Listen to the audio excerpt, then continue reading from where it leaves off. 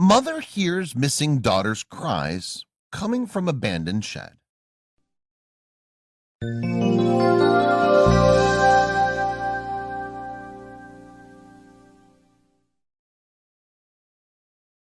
If the movie's Rear Window or The Burbs taught us anything, it's that you never really know what your neighbors are actually about. They may put on a nice, pleasant, and perfectly normal face in public, but be entirely different in private. We would all like to think that our neighbors are our friends, good and nice people that are going to help and protect us from the real-world elements. But when Gail's 30-year-old daughter went missing in the middle of the night, she had no idea that foul play was involved. She could never expect or thought that someone so close can be so evil. Nobody ever wants to think that the devil is living next door. She ultimately wasn't prepared for what she would uncover as she pressed further in her investigation and tore back the curtains of evil. Gail, who's the mother, lives with her daughter and her grandson in their tiny little house on a relatively quiet street. That evening, Gail went to sleep around 10 or 11 p.m. in the evening.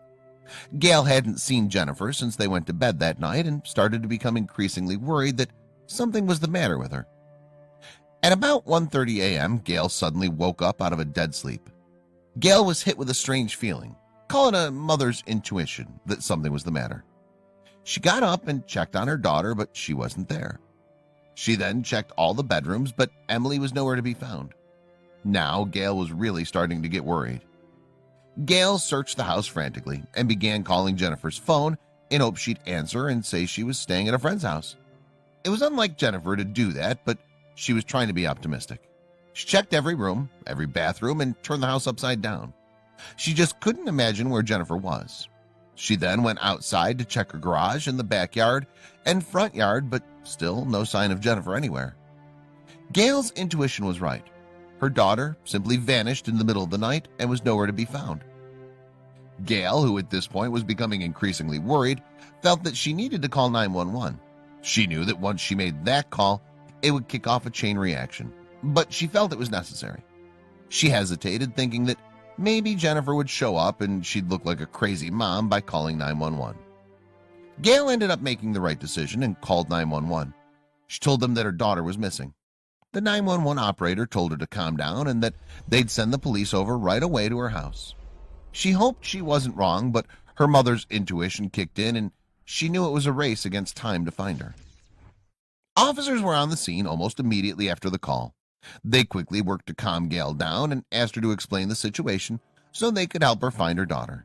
Several of them wrote it off as her daughter just not coming home that evening, but with the mother as frantic as she was, they kept an open mind. Gail explained that she'd not seen her daughter since she went to sleep that night. She woke up in the middle of the night and her daughter was nowhere to be found. It was very unlike her daughter to just disappear, and she'd never done this before. She wasn't answering her phone or her texts, and she just knows something is wrong.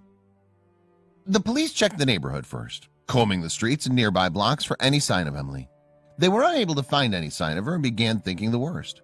By lunchtime the next day, they'd exhausted all possible leads and felt hopeless in finding Emily.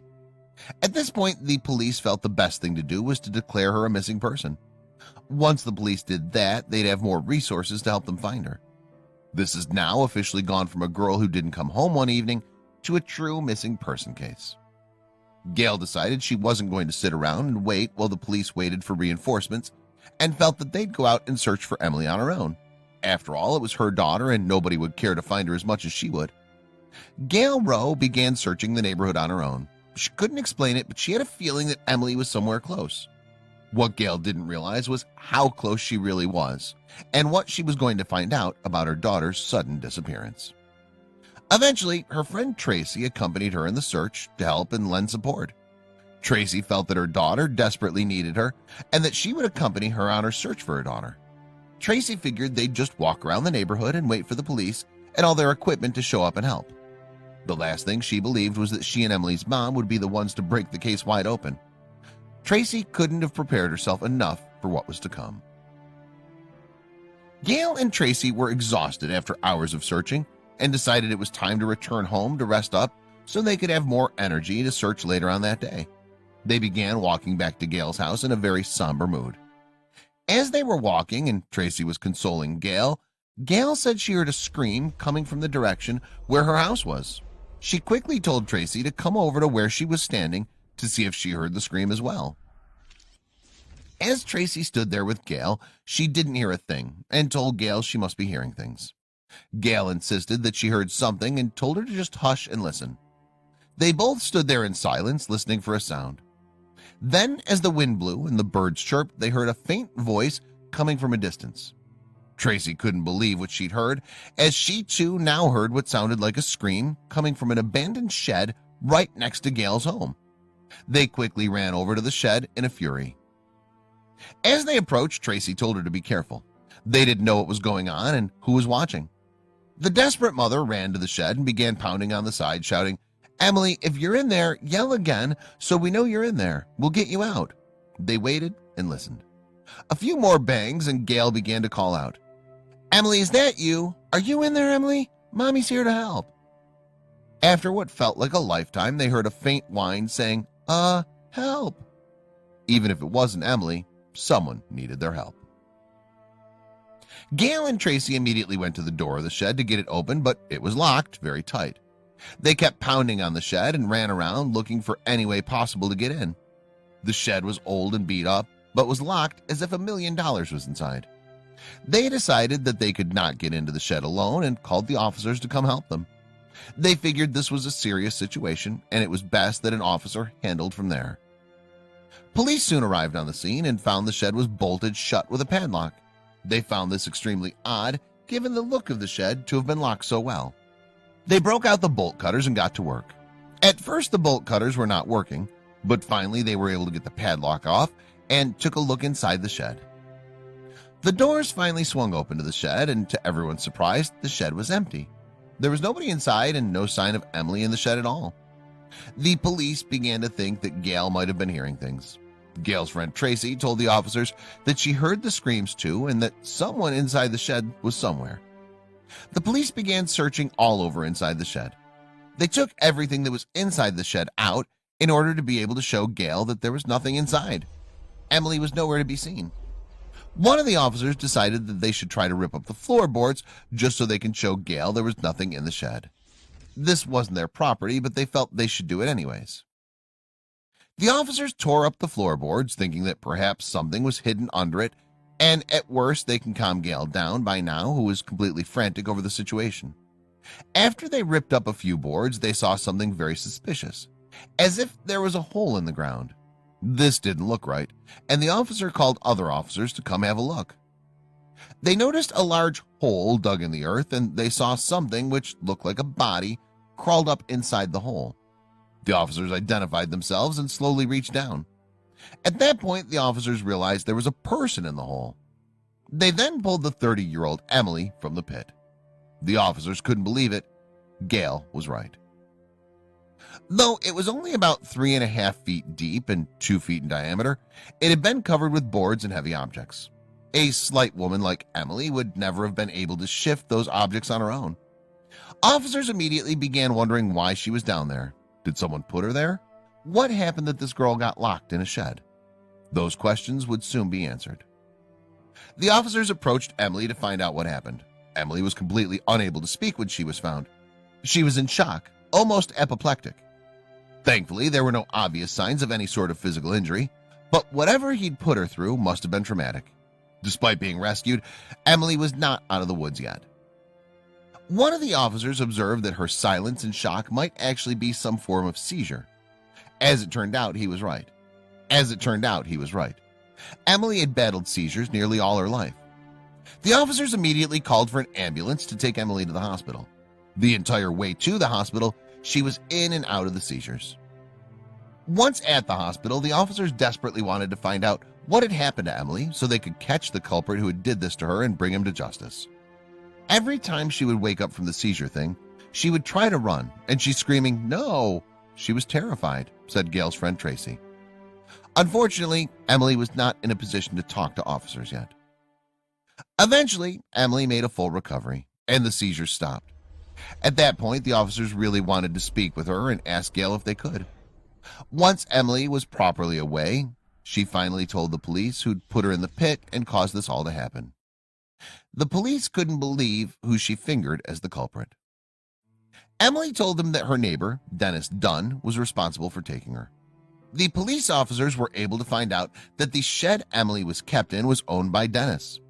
With this new information at hand, the police headed out to arrest Dennis Dunn. They wanted to know the reason why he kidnapped her, what his plans were, and how did all this happen. Police officers at 8 a.m. headed out to arrest the 45-year-old Dennis Dunn. They had to be extra careful as they felt he may be armed and dangerous and must take precaution. According to officers at the scene, he came to the door in a nonchalant manner, acting as if nothing at all was wrong. The officers felt this was very odd behavior. Dennis Dunn's criminal record wasn't exactly squeaky clean. He was arrested for drug possession at 3 separate incidents in 2007, 2008, and 2009, not to mention a string of traffic-related charges. Yet these misdemeanors were nothing compared to the escalation he exhibited when taking Emily. How did this man go from a petty criminal into a monster? The local sheriff's office reported a history of incidents involving Dennis Dunn and Emily Elliott. In October of 2006, Emily reported to police that her next-door neighbor had been harassing her with phone calls and text messages. At the time, she thought Dennis was just creepy, but harmless, and declined to press charges. That would end up being a fateful mistake she made. The abuse continued when he kidnapped her as well. According to Emily, Dunn would alternate between uncharacteristic pleasantries and downright abuse. When he closed the shed, he said, "I love you," explained Emily. He would make threats and call me a piece of shit. Dunn's history of mental illness would explain his behavior as well. Several months before the incident, neighbors reported that Dunn was in his yard, screaming and brandishing a pistol. They called 911 and officers arrived on the scene. He was disarmed and taken down without any violence occurring, but was subsequently admitted to Claremont Mercy Hospital for psychological evaluation. It was clear that Dunn was in real need of inpatient mental health, but he was released from the hospital with a clean bill of health after only a short stay.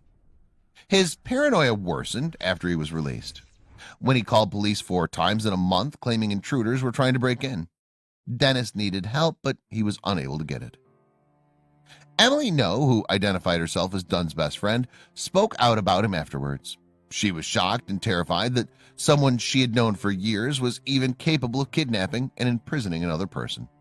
She said, "He was a good guy. It's just really scary knowing that I've known somebody for 5 years and wouldn't see something like that." Friends and neighbors couldn't believe that anything like this could happen in their neighborhood. "Emily and her family are the sweetest people you'd ever want to meet," said neighbor Lisa Crawford. Lisa continued, "I get chills thinking about it. I've got 3 kids. I can't imagine." After his arrest, Dunn's father weighed in. Dunn's elderly father showed up at the scene later that morning to apologize to police for having to deal with his son. He was very apologetic that the whole situation happened. Meanwhile, Dunn was charged with kidnapping and will go before a grand jury. If he's guilty, he could face up to 30 years in prison. "I'm just lucky we found her, because if we wouldn't have found her, she'd be dead," Gail Rose said of her daughter when all was said and done. Her determination to find her daughter not only saved Emily's life, but her abductors as well. Indeed, if she hadn't found her so quickly, Emily's seizures would have surely resulted in her accidental death and a life sentence or worse for Dennis Dunn.